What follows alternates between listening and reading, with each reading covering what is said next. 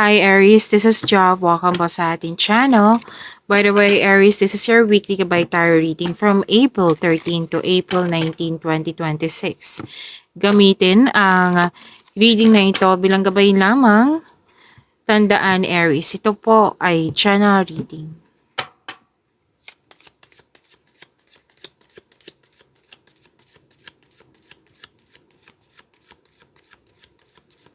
Mga parating pa para kay Aries ngayong April 13 to 19, 2026.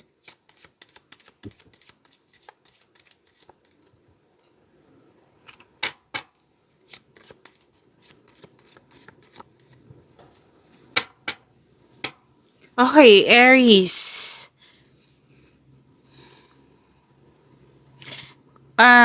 Nakikita ko kasi dito Aries, pwedeng last week, the other day, may concern ka. May dinadala ka. Mabigat, malalim na ng iniisip. At ngayong week na ito, magkakaroon siya ng ending. Kumbaga, matatapos rin. Ma-overcome mo rin. Yan. Kung ano man tong concern mo, dala-dala mong bigat ng nararamdaman ba, responsibilidad ba, may nakita kong ending dito. Matatapos na, ma-overcome mo po. Siyempre ending na may new beginning. Kumbaga bagong simula.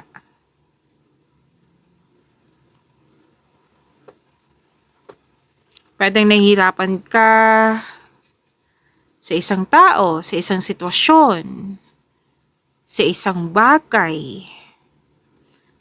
May nakita rin ako ditong may gagawin kang sacrifice. Yan.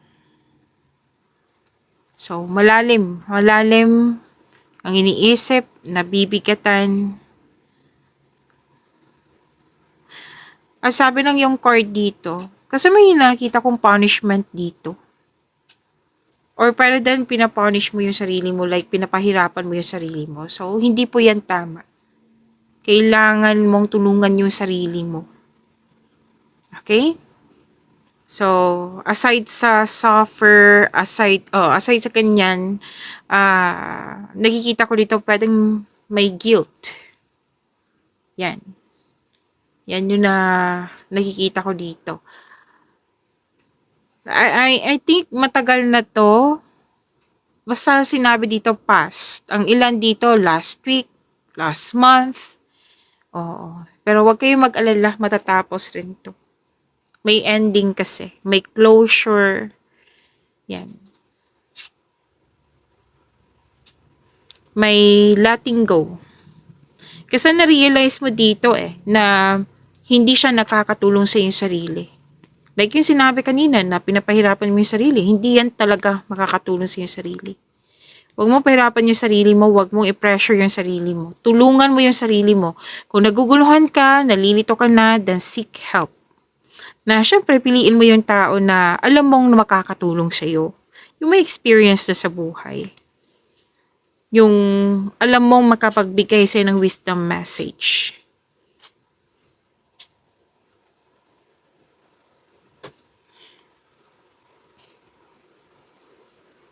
At yes. Pwedeng ang pag-let go na ito, nahihirapan ka din mag-let go. Kasi pwedeng comfortable, pwedeng not sure kung i-let go mo ba. Pero magagawa mo to. Huwag ka mag-alala. Magagawa mo yan. At nang dahil sa changes na ito, nang dahil sa desisyon mo, yung willing po kayo na magkaroon ng pagbabago. Yan, magkakaroon ng letting go, transformation. Yan na po yung sinasabing ending na may new beginning. Kailangan ma-end kasi hindi na siya kailangan sa new beginning. Kailangan ma-let go, yun nga, kasi hindi kailangan na sa new beginning. To make new room for new opportunities. To make new room for chances. Na kailangan na i-let go. Realization din to Na-realize mo. So, na-realize mo at willing kang may pagbago, then yan. New beginning na. Haharapin mo na yung mga chances, haharapin mo na yung mga new opportunities. May nakita nga ako ditong tumiwalag, umiwas, nagput ng closure, space, separation, kung ano man po ito. May nakita nga ako ditong end of contract or tinapos mo na yung connection mo sa isang tao. Like, nahihirapan ka talaga sa kanya. May energy dito, nahihirapan ka sa kanya. Nahihirapan ka sa kanya, na-realize mo na, napapressure ako, bakit ko ba pinipilit ko yung sarili sa kanya na hindi naman kami magkakasundo, iba yung pag-ugali or iniisip niya, ideas niya, sa akin, iba din. So, na-realize mo na, bakit ko ba pinipressure yung sarili ko? Na, yan, iniisip mo na kasi dito na, magpo-focus ka na sa iyong sarili. Kumbaga, babangon ka na. Kasi, you are willing for changes kasi alam mo sa changes may growth na mangyayari. Kasi kung magsistay ka sa ganyan na nahihirapan ka, walang growth na mangyayari. Okay, so this is transformation. Sinabi ko na kanina, pwede mo umiwas, separation. Yan. May matigas ang ulo dito na ayaw makinig. Nahihirapan ka sa kanya. May pag-uusap tungkol sa musical instrument, tungkol sa box. Yan. So, pag ending nito, transformation. Okay, gusto niyang lumabas agad. Ito na, maganda for this week kasi natapos na, di ba? Natapos na kasi nakikita ko dito willing ka na. Nag-ask ka nga ng advice dito sa isang elderly. Yung elder person. Pwedeng parents or yung sinabi ko kanina na marami siyang experience sa buhay. Naghingi ka ng advice sa kanya. At yes, nagbigay naman ito ng support sa iyo. Nagbigay ito ng wisdom message sa iyo. Ang siyang dahilan na motivate ka. You're taking in action with courage na. Yes. So, tama tong gagawin mo. Siyempre, kung gusto mo ng kausap, dun na sa taong alam mong makapagbigay sa ng wisdom message. Yan. Kausap po to, malapit sa'yo. Matured, malapit sa'yo.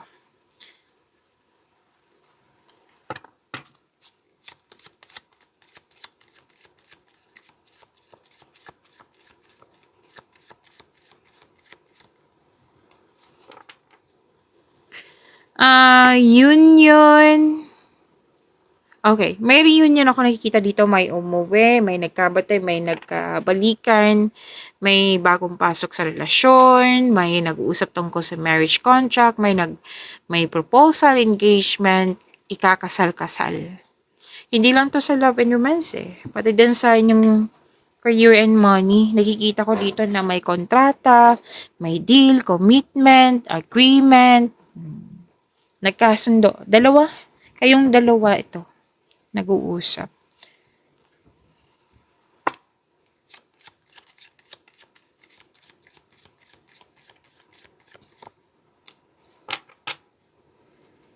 Malakas ang iyong intuition.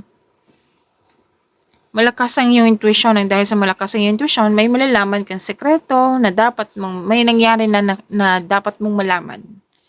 Na dati hindi mo alam, ngayon alam mo na kasi malakas ang iyong intuition. Nakikinig kasi yung intuition. Nagkaroon din ng time for reflection. Why? Kasi mas lumawak yung ambisyon mo sa buhay. Gumagawa ka nga ng dito. Mission, vision. Kasi this is about ambisyon mo sa buhay. So, claim. And may sikretong mabubulgar po.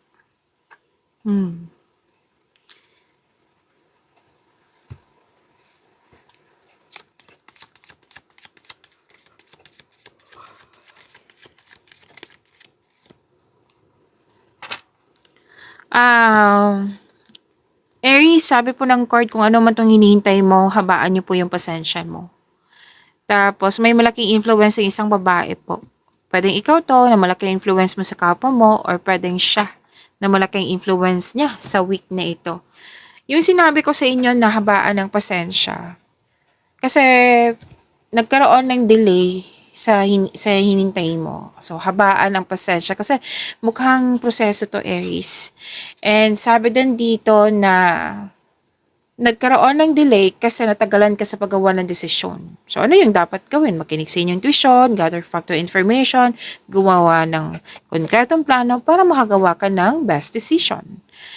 Nakikita ko rin dito nagkaroon ng delay kasi nagkaroon ka ng hesitation to take in action. So, same pa rin. Konkretong plano para mawala tong fear, doubt, hesitation na ito. Make yourself busy din habang hinihintay mo tong... Basta may hinihintay po kayo. Make yourself busy. Para hindi ka mainip. Okay? Kuha tayo ng angel number para sa iyo, Aries.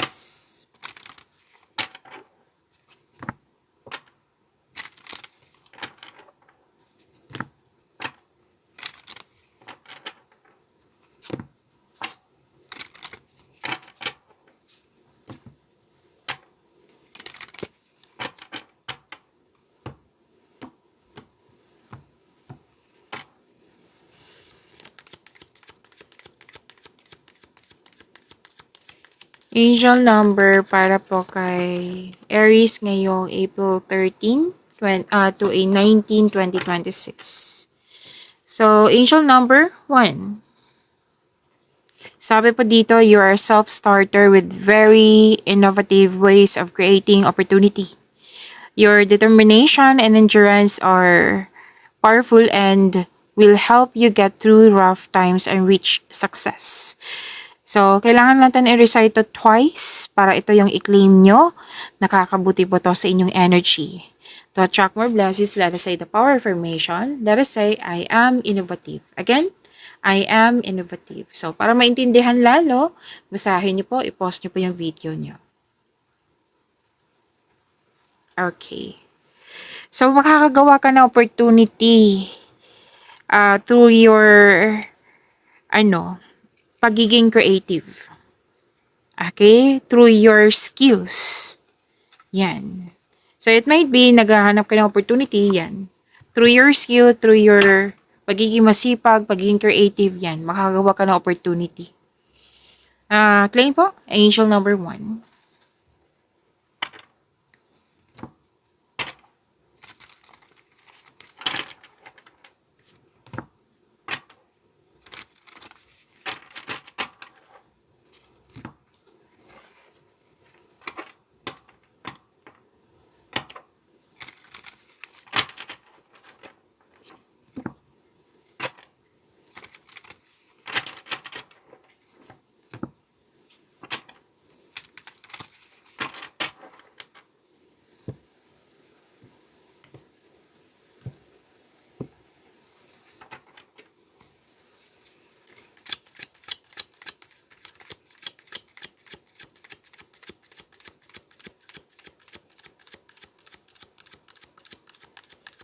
Energy po para kay Aries ngayong April 13 to 19, 2026.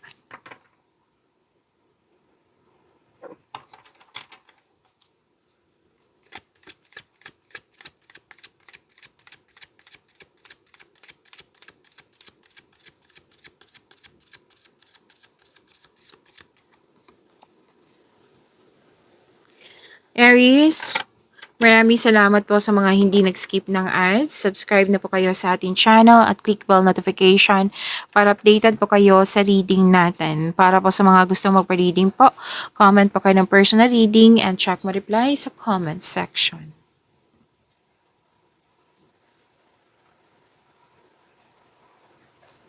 Energy, persistence, self-reliance. Kung ano man yung naging busy kayo ngayon for this week, yes, matatapos mo din to.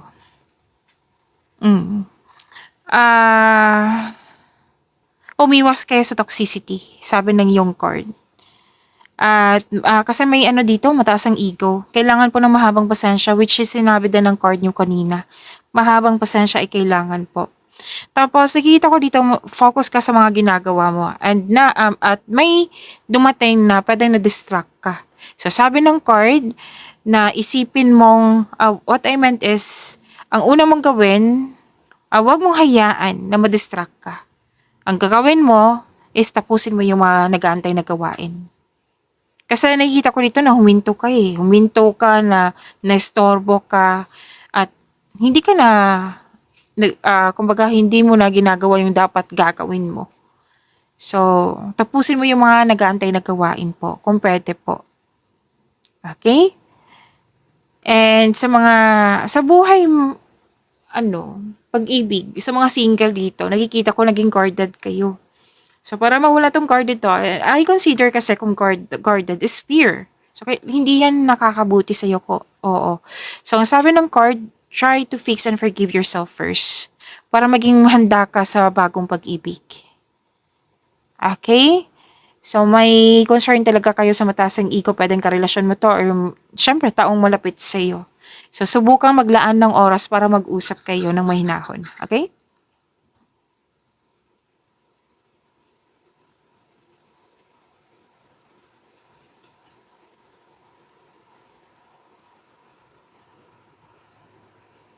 So, you want space. Ito yung paraan mo para makapaghinga, pahinga, makapag-isip ng mabuti. Oo. Ito yung paraan mo. Soul searching, naghahanap ka ng sagot sa inyong mga katanungan, solusyon sa inyong problema. Ang sinabi ng yung card dito na nasa iyo na yung sagot, nasa iyo na yung solusyon. All life's answers are within you.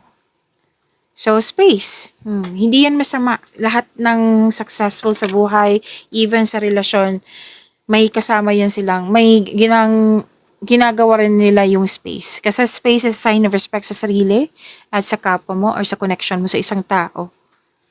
Parang you need time alone, parang perfect time sa'yo na maglaan ng oras sa sarili. Then do it. Kailangan yan. Aries.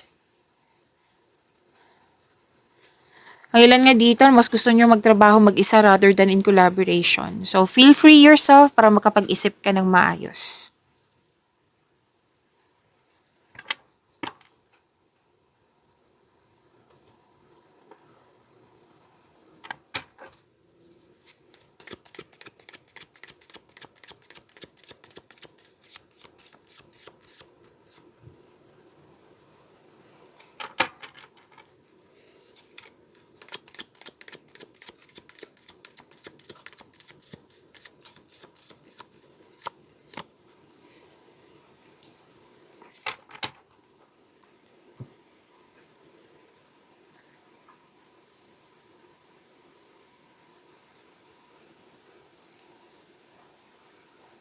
Sa career and money mo, may celebration kasi may natapos kayong gawain, project, end of contract, may collaboration din ako nakikita dito. Basta yung grupo ng tao very supportive sa'yo. And kung stress ka, sabi ng yung card, na magbigay ng time sa grupo ng tao na malapit sa'yo. Kasi nakikita ko dito mawala yung stress mo. Okay? Please know that this group of people ay very supportive sa iyo. Nakikita ko yung may natapos kayo, nag-celebrate kayo, may na-achieve kayo. Celebration, togetherness, at nakikita ko dito na marami ding ginagawa at the same time. So claim, ang ganda po nito. Aries.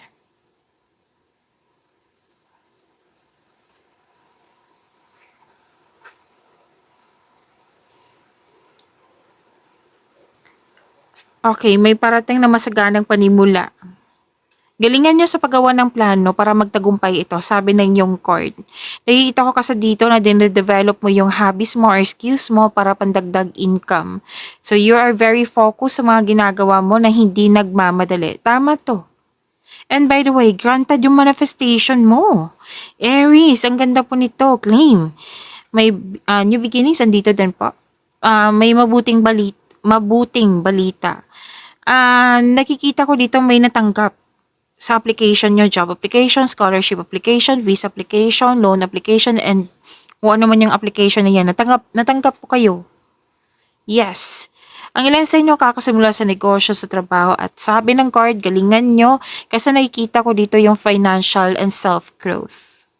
Maging bukas din kayo sa mga advice na nakakatanda sa iyo or may well experience na sa pinasukan mong karera. So, sinabi din to kanina, natandaan nyo, yung elder or mentor mo na nagbigay ng wisdom message. So, lumabas siya sa tarot cards nyo. Claim po. Ang ganda po ng cards nyo.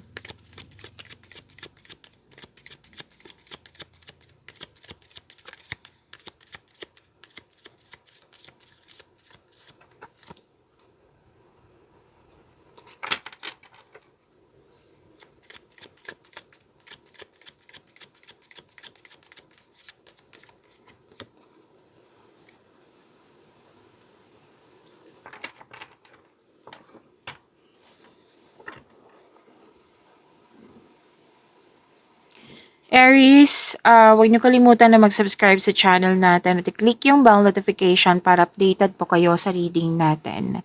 At huwag niyo kalimutan panoorin niyo po yung April 16 to 30, second half of April 2026 po. Kung hindi, napanood niyo na ba? Kung hindi pa, then panoorin niyo po, hanapin niyo lang po dito sa channel natin. And by the way, nag-o-offer na po ako ng rush reading. Kung gusto niyo po, comment down personal reading at antayin yung reply ko.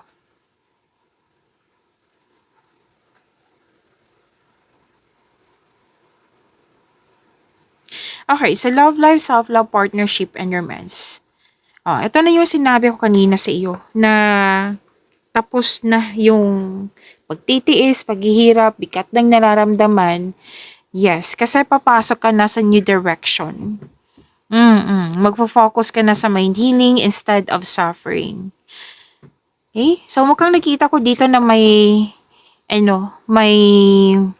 tuto sa inyong desisyon, ideas or plano, or di kaya'y tungkol to sa taong third person na nangingialam or nakisawsaw, o pwede din third party concern. Remember, Aries, this is general reading. Kunin nyo lang po kung ano yung naka-resonate sa iyo. At kung hindi kayo naka-resonate, ibigay nyo po sa iba. Okay? Tandaan nyo po kasi very sensitive yan. Iklaro ko lang. Very sensitive yung sinabi ko na third party concern. So, huwag kayong mag-alala kasi may nakita naman ako ditong at the end of the day, magkakasundo po kayo. Magkakasundo kayo. Yes. Andito pa rin yung guarded ka. Oo. Andito pa rin yung guarded ka. Na kailangan mo sanang i-release yung pagiging guarded. Kasi kung guarded ka, may fear kasi niyan. Okay? Hindi naman masama na maging wiser na ayaw ko na masaktan. Umiiwas ka. So why not communication? Like communication is the key. Kausapin mo. Okay? So at the end of the day, nakikita ko naman dito na magkakaroon ng pagkakaisa. Nakikita ko dito na nag-celebrate pa rin kayo. May happiness, togetherness, bonding. And this is also anong tawag nito? Sa mga single nga, sobrang saya mo kasi gusto ka rin ng taong gusto mo. Wow, sana all. Para sa mga relasyon sa buhay mag-asawa, may dito, nakatanggap ng sustento or sustento para sa anak.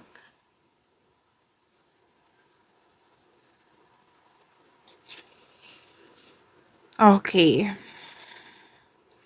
So, nakikita ko naman dito sa dalawang court na magkakaayos, magkakaroon ng stability, magkakaroon ng happiness. Opo. Communication is the key lang po para magkaayos kayo. And release this fear na nakikita ko. Okay? Pag-imanin niyo po yung blessings sa binigay sa inyo, Aries. See you tomorrow. Maraming salamat po.